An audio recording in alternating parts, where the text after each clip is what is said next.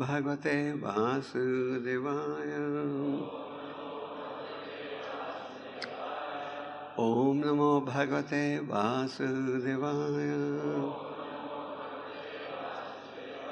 Om Namo Bhagavate Vasudevaya. Can everyone hear? Yes. Can you understand? Yes. Because sometimes you can hear but you can't understand. That also happens. So we're very happy to be here, and we want to thank our host and hostess for organizing this program and inviting the regular devotees plus some newcomers. So this is basically a class in which you have old students from the school and new students. So we'll try to say something for both segments of the student population. So those who have come here for the first time, we just want you to know that Krishna consciousness is not some new thing. It's a very old philosophy. Krishna says in the 4th chapter, he first spoke this knowledge to whom? To the Sun God. What's his name? Reverse one. You have a name, I have a name. The President of the United States has a name. Basically what we are presenting is a path by which we can find real happiness. Is there anyone in this room who doesn't want to experience happiness? You want happiness in life? You want happiness in life? I'm just asking this question from our visitors. Saraji, what's your name? Sukhdeep. Sukhdeep, what's your educational background? I'm B.Tech Mechanical. Okay. So I'm sure you're an educated young man. You want happiness in life? Definitely, with peace. Okay. So is there anyone who doesn't want happiness? People are searching for peace of mind also. You may think that people have peace of mind, but they don't. There was a survey done in America a few years ago, and people were asked the question, what is it that you want in life that money can't buy? They say money can buy everything, isn't it? If you have money, you can become President of the United States. If you have money, you can become a senator, member of parliament, isn't it? So the people who ask the question, what is it that you want in life that money cannot buy? And you know what the number one answer was? Peace of mind. This survey was not done by Hare Krishnas. It was done by CNN. CNN did a survey of about 10,000 people interviews. And they asked, what is it you want in life that money can't buy? So we're all looking for peace of mind. Whether you're a devotee or a non-devotee. Some people believe the sense enjoyment or taking care of the body is a medium to get peace of mind. And those who are more intelligent feel, no, you need something beyond that. If you look around in society today, you'll see that even now you see a lot of flashy cars on the road. You see people wearing flashy clothes, new style of clothing coming out. People are not happy. More people today are mentally depressed than ever before. Over 500,000 people in the United States committed suicide or attempted to commit suicide. And Japan, one of the richest countries in the world, has the highest per capita suicide rate in the world. You may say, oh, but Canada is completely peaceful. No place is peaceful. Okay. They have the same problems everywhere. So what is the root cause of all these problems? The root cause of all these problems is we are going away from spirituality. And even if we take the spirituality, our acceptance of spirituality is just token. They say in Hindi, naam ke vaste. Naam ke vaste means for namesake. For namesake, I go to the temple, I will go to the Gurdwara, Masjid, Senegal, etc. But I'm not getting to the essence of religion.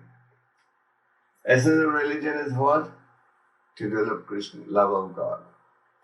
And to give up your love for so-called sinful activity.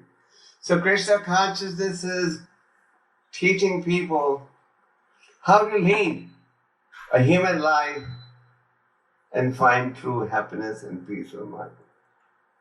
If you take a fish out of water and place the fish on a golden plate, will the fish be able to survive? No, why? Why will the fish not be happy out of water? Fish by nature, by constitution, is meant to live in water, isn't it? So if you take a fish out of water, it won't survive. Human being may be a very good swimmer, and you throw him in the river.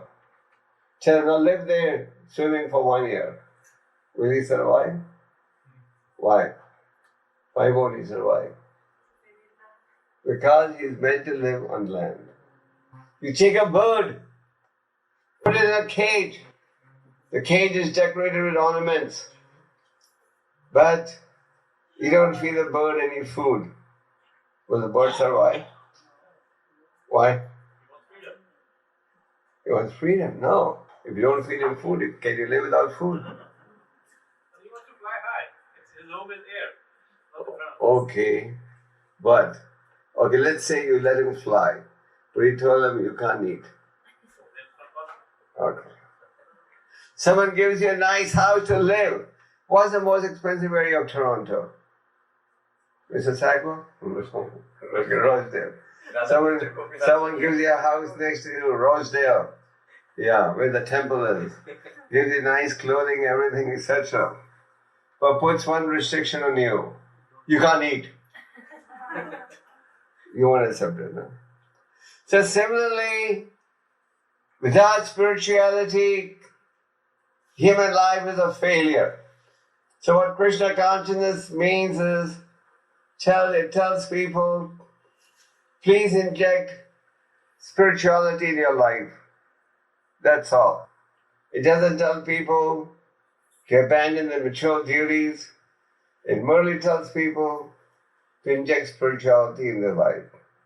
So in Bhagavad Gita, Krishna is instructing us. He is removing our ignorance. We often say a prayer, Om Gyan Tivinandasya Gyananjana Shalakaya. So what does this prayer mean? This prayer means that I was born in ignorance. Now, isn't that a fact that we're all born in ignorance? Whether you're Canadian or Indian or American, doesn't matter. We're all born in ignorance. When we were born, we didn't know how to read and write, regardless of whether it's English, Hindi, Marathi, Punjabi, whatever. We didn't know anything about technology. But then we go through a certain educational process and we learn how to read and write. We learn our specialization, isn't it? So similarly, when we are born, we don't have any spiritual understanding. But then when we come in association with a saintly person or the scriptures, such as the Bhagavad Gita, there are many bona fide texts around the world. Bhagavad Gita, Granth Sahib, Bible, Quran, we respect them as all bona fide texts. When you come across these scriptures, they tell you what's right and what's wrong. We, for example, in the Krishna conscious movement, base our teachings based on the Bhagavad Gita. Bhagavad Gita is also known as a song of God. And the Bhagavad Gita, which consists of 18 chapters, 700 verses, helps us to understand what is our real duty. The beginning of Bhagavad Gita is with knowledge in the second chapter about the difference between the body and the soul.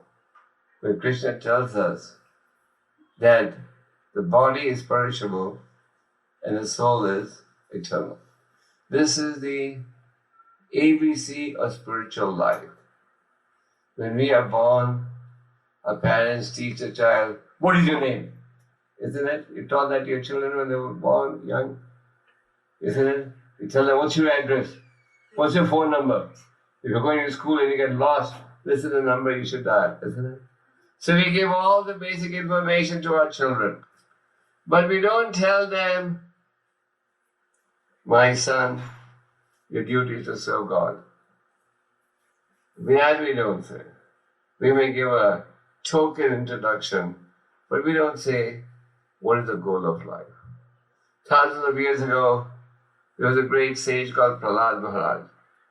So Prahlad Maharaj said, Na te vidum swarta gatim hi Vishnu. This is the ancient Sanskrit language. Prahlad Maharaj is saying that people do not know how real happiness can be found. Those of you who have come here, of course, as I said, many people are here because they're regular practitioners of Krishna consciousness. And there are many people who are here because you're guests and friends of Mr. and Mrs. Agarwal, am I right? So he invited you, you all came. So whatever the reason is, you all are fortunate in that you're getting exposed to a philosophy that can give you real happiness. So Bhagavad Gita guides us how we should come to the platform where we act according to the directions of the Lord for the pleasure of the Lord. We have to work for somebody's pleasure or the other, am I right? We all try to please someone. I also work in countries that were formerly communistic. And we see everywhere that everybody is trying to serve someone or the other. If you don't want to serve Krishna, if you don't want to serve God, then who do you have to serve? Why? Mind and senses. We are not against keeping dogs or cats. They are also children of God, we believe. For example, people these days love to keep dogs and cats, isn't it? There's no time for God, but they have time to keep dogs. You know how many people keep dogs in America? Over 60 million. And now the cats have overtaken the dogs. Previously people were concentrating on dogs, but now more and more people are keeping cats. So anyway, the point is, if you don't focus your attention correctly, you have to focus your attention somewhere else. Now, what is normally traditionally accepted as the medium to happiness is not really the medium to happiness. But if you make God the focal point, then you can find real happiness. So I want to read one verse of the Bhagavad Gita, and the verse is as follows. It is chapter 18, text 57. Tejasa sarva karmani mai sannyasa matparaha buddhi yogam upashritya machitaha satatam bhava. The translation is, in all activities, just depend upon me and work always under my protection. In such devotional service, be fully conscious of me. So Krishna is not saying don't work. Some people think that if I become Krishna conscious, then it would mean that I don't have to work. Krishna is saying, in all activities, what do we do? Just depend upon me.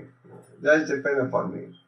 So just depend upon me means you make the effort. The effort is in our hand. The result is not in our hand. So Krishna says, work for me. This Bhagavad Gita, as you know, is a dialogue between the Supreme Lord Shri Krishna and his eternal devotee and friend, Arjuna. And this dialogue took place for the benefit of entire humanity. In the second chapter of the Bhagavad Gita, Arjuna told the Lord, I'm now confused about my duty, and you please instruct me what I should do and what I should not do. And then Krishna began to explain the instructions of the Bhagavad Gita. And Krishna starts off, as I said, in the second chapter he teaches the ABC of spiritual life by teaching us the difference between the body and the soul. In 1968, there was a very famous heart surgeon from the Toronto General Hospital. He had seen people die for 32 years, and he made a statement in the press that after seeing people die for 32 years, and the way the luster of the person's face changes, he is convinced that there's something in the body, and when that something leaves the body is pronounced dead. So this article came in the first page of the Montreal Gazette. Now this paper doesn't exist anymore, but it did exist at that time. So I sent that article to our spiritual master, Srila Prabhupada. Prabhupada wrote to this doctor saying, I'm very glad that you are at least acknowledging that there's something in the body, and when that something leaves the body is pronounced dead. But this doctor was saying, now our next phase will be to research to see what is that something and where is it. So now we are going to investigate and find what is that something which leaves the body. When it leaves the body is pronounced dead. So Prabhupada wrote to these scientists, quoting many verses from the second chapter of the Bhagavad Gita, where Prabhupada said, that something that you're referring to is the soul. And Prabhupada quoted verses from Gita to show the soul can never be seen, never be dried, cut, etc., burnt. So someone may say, we belong to the modern generation where we only believe what we can see. So I can't see the soul, I'm not going to believe it. So what's your answer? What's the answer? There's soul in the body, but you can't see the soul. What's the proof? What's the proof? Huh? What's the proof? The proof is consciousness. As long as there is soul in the body, there is consciousness. When the soul leaves the body, consciousness goes away. What is death? Death is nothing but a change of dress. That's all. We cry, we lament, but actually it's nothing but a change of dress. Just like we discard our old clothes and wear new clothes, Bhagavad Gita says, the soul leaves one body and takes on another body.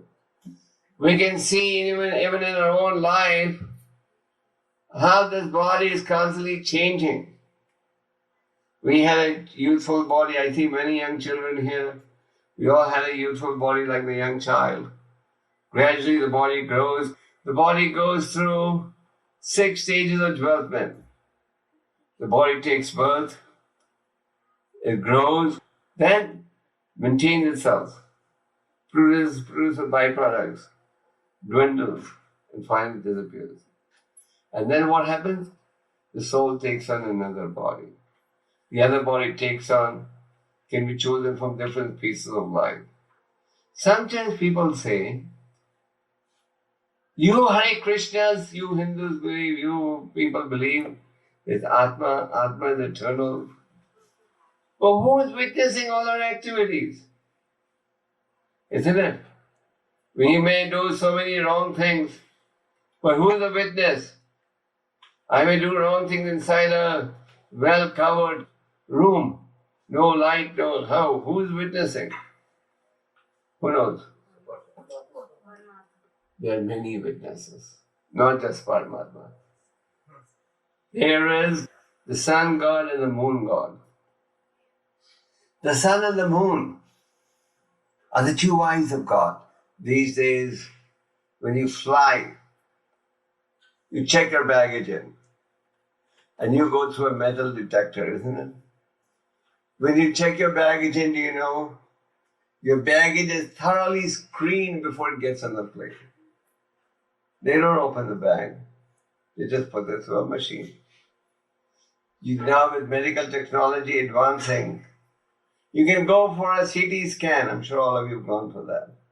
And what in a CT scan, what do? See everything inside their body. They have these satellites. You read about astronauts in space. But what these astronauts are doing is spying on the whole world. So they take pictures from such a great distance. So if this is possible in the mature condition, why the sun and the moon cannot witness anything, isn't it? So the sun and the moon, they can witness everything. Even if you're sitting in a room with closed doors, curtains, everything. In the morning is the sun, in the night is the moon. Then they are the different stars, 𝐶𝑎𝑟e. The stars are also the eyes of God. From here you look at the stars, they look so small, isn't it? From here you look at the sun, it looks like a football, isn't it? From here you look at the moon, it looks a little bigger than a football. Well, do you know how big the sun is? The sun is bigger than the whole planet put together. But from a distance it looks chota, very small. Just like when you're flying in a plane. When your plane is landing from a height of 10,000 feet, the skyscrapers all look very small. But then as the plane gets lower and lower, the buildings look bigger and bigger, isn't it? So the sun and the moon and the stars, these are all the eyes of the Lord. In addition, you have the air god. Can anybody live without Vayu, air? So there is a Vayu.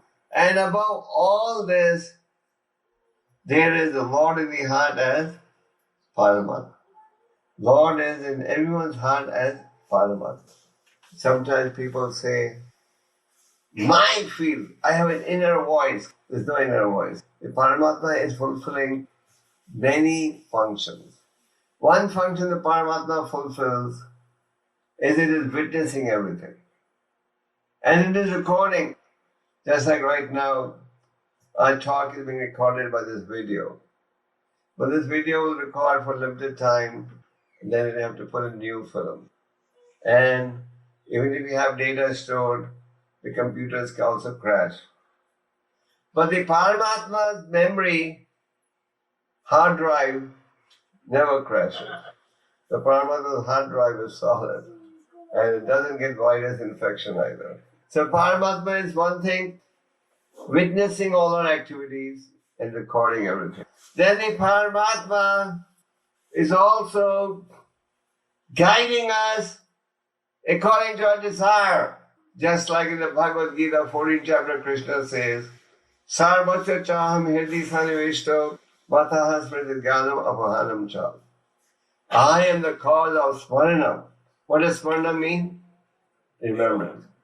And apahana means opposite, forgetfulness. So Krishna says, I am the cause of remembrance and the cause of forgetfulness. Now you may say, why does God cause one to remember and another to forget?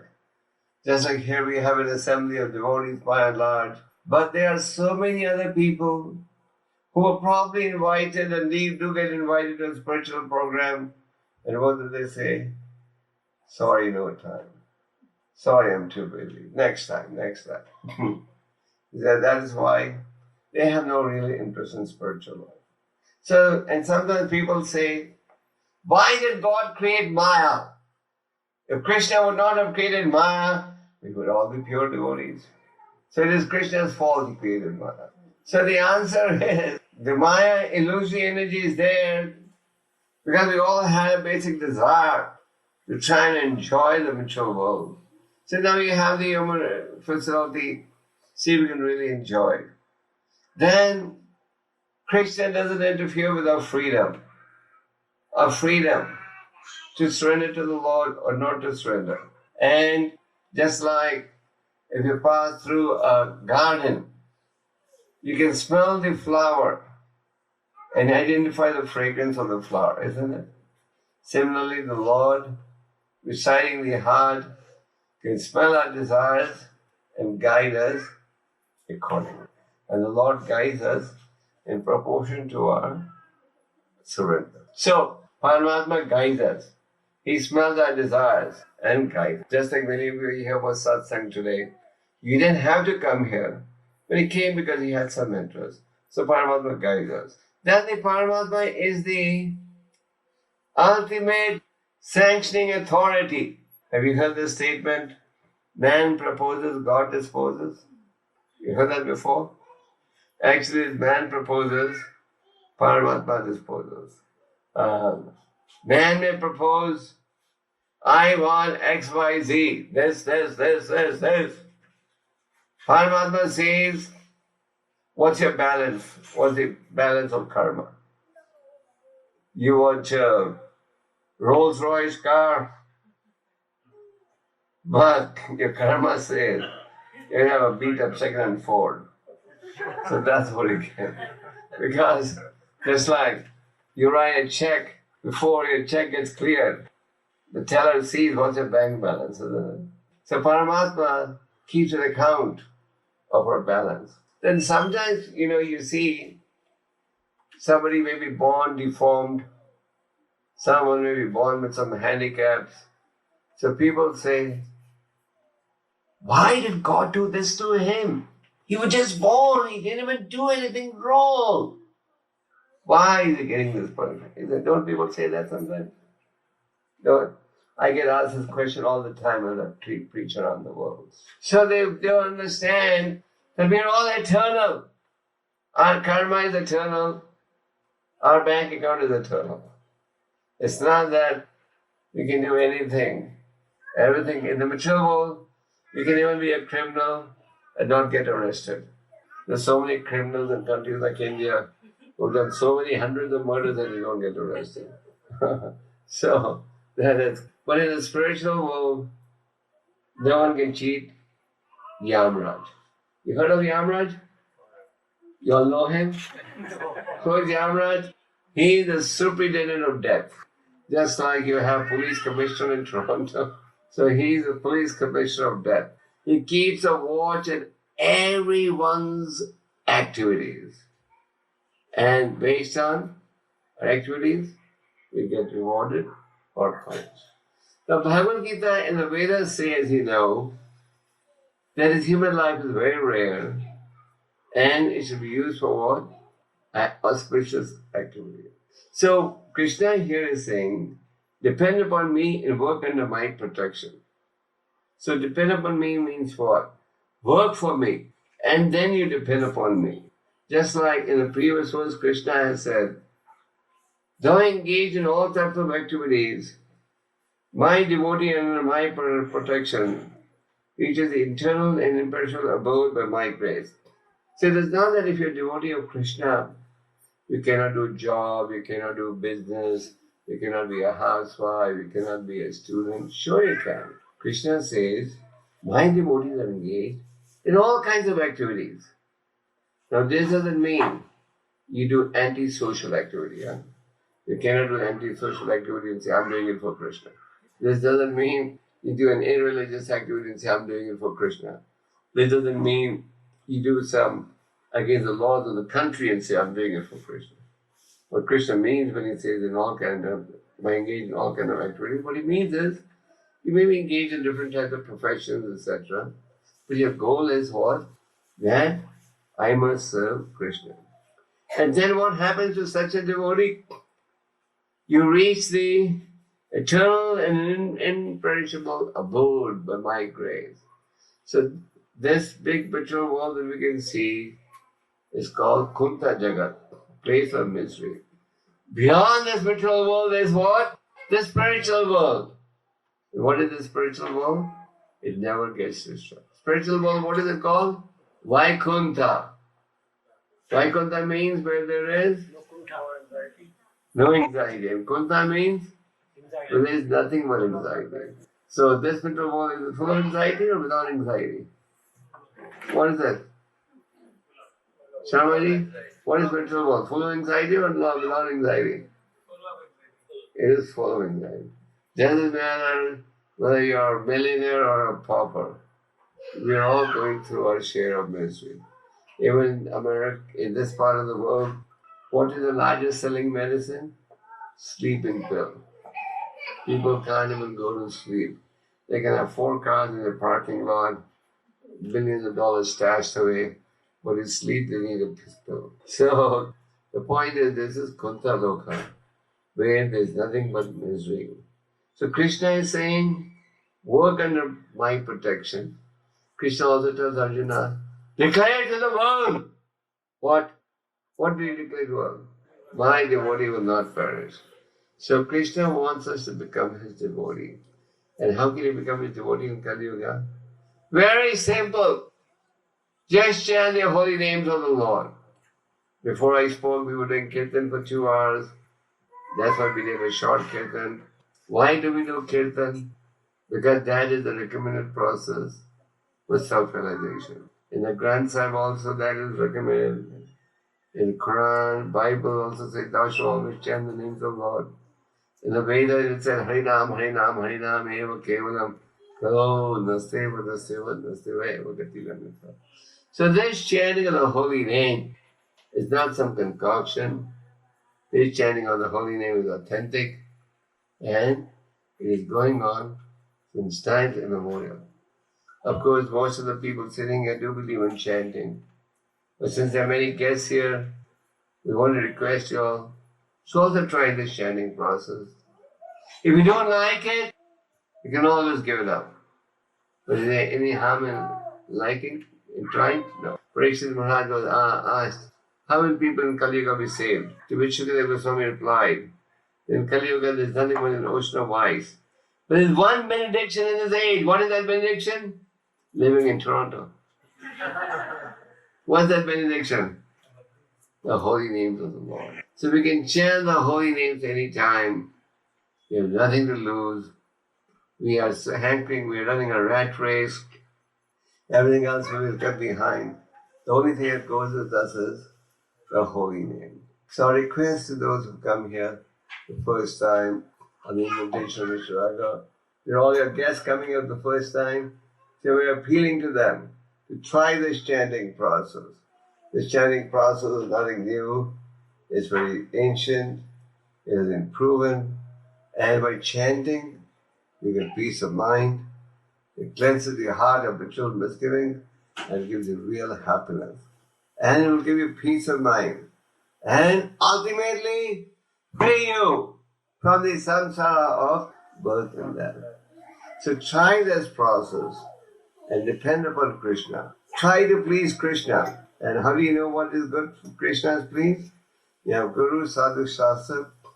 Take the help of the spiritual teacher. Take the help of Vaishnavas. And with this process, you can make spiritual advancement and perfect life. Hare Krishna.